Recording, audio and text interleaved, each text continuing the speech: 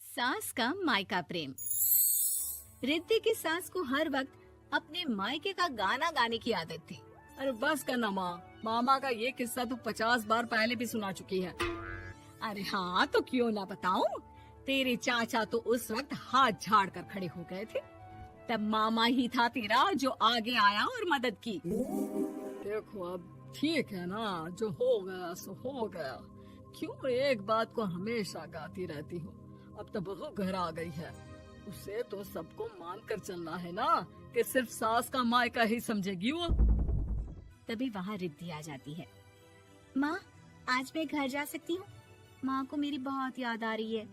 शादी के बाद एक बार भी नहीं गई। हाँ तो कौन जाता है। अरे मेरी शादी के बाद जब मैं विदाई होकर आई, इतना बड़ा ससुराल मेरा, खाने वाले 10 लोग और बनाने वाली मैं सिर्फ एक। ऐसा लग रहा था जैसे सिर्फ खाना बनाने के लिए ही ब्याह किया है। वो तो मेरा भाई था, गांव से एक काम करने वाली चाची को भेज दिया जो मेरा हाथ पटाती थी, और उसको पैसा, खाना, कपड़ा, रहने के लिए कमरा, वो सब किसने दिया था? तुम्हारे भाई ने। ये मामला रोज का था।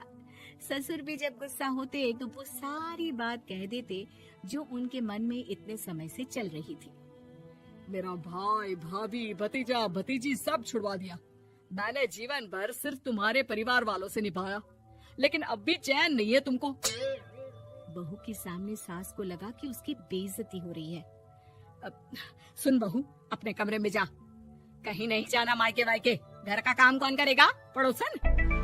बहू समझ जाती है मामला गर्म चल रहा है।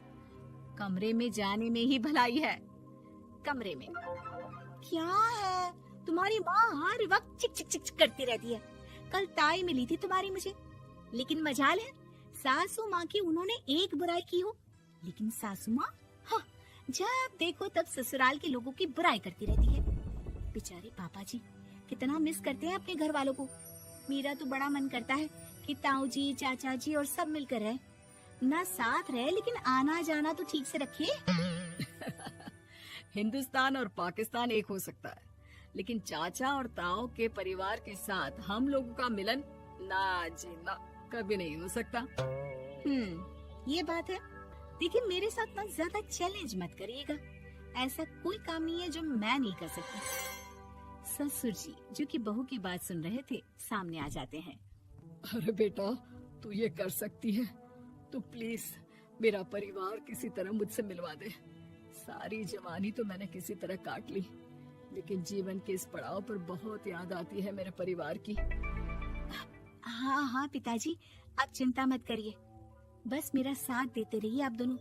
फिर देखिए कैसे माँ जी भी ठीक हो जाएंगी और पूरा परिवार भी एक हो जाएगा।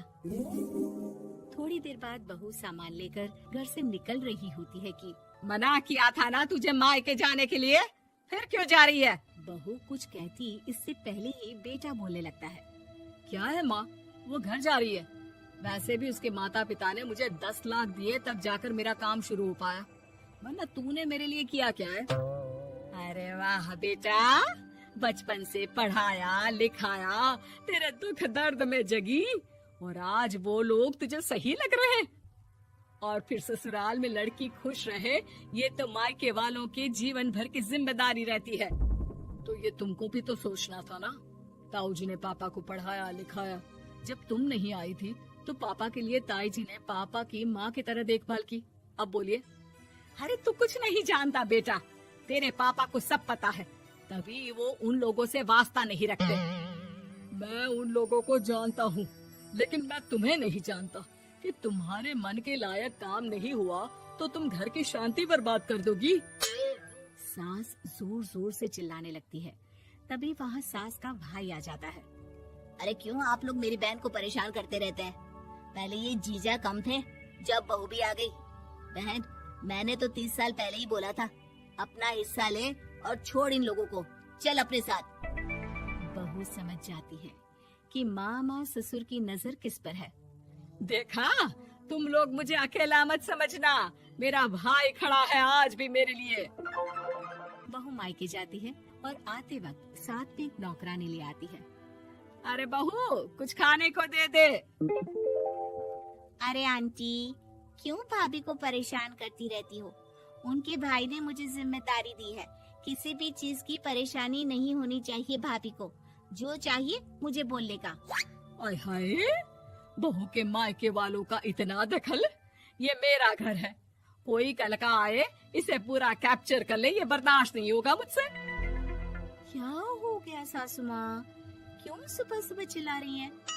चमेली, ओ चमेली, क्या कहा था मेरे भाई ने तुझे? अरे दीदी बहुत तेज है आपकी सासू माँ। मैंने तो बोला कुछ चाहिए तो मांग लो मुझसे। अरे निकल यहाँ से, घर को रेलवे स्टेशन बना रखा है, जो देखो वो घुमा जा रहा है यहाँ से वहाँ। ये कहीं नहीं जाएगी, ये जाएगी तो घर का काम कौन करेगा? मैं।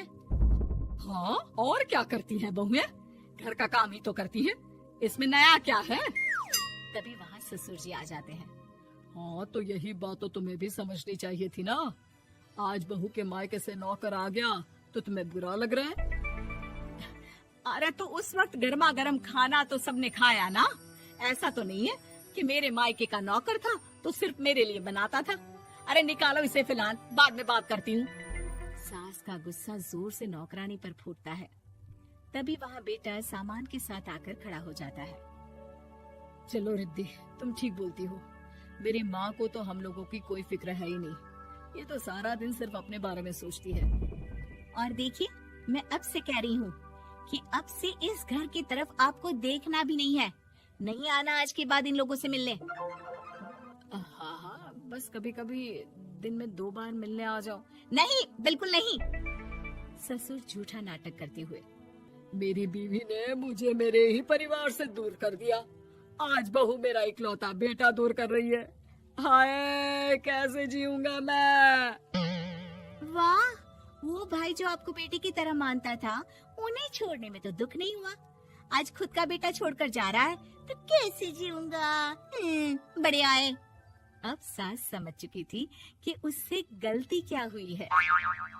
मुझे माफ कर दे बहू, अब मेरी समझ में आ गया कि अपनों से दूर कर बीवियां पति का भला नहीं बल्कि उन्हें जीवन में अकेला कर रही है। मुझे माफ कर दे, मैं अब सबसे माफी मांग लूंगी।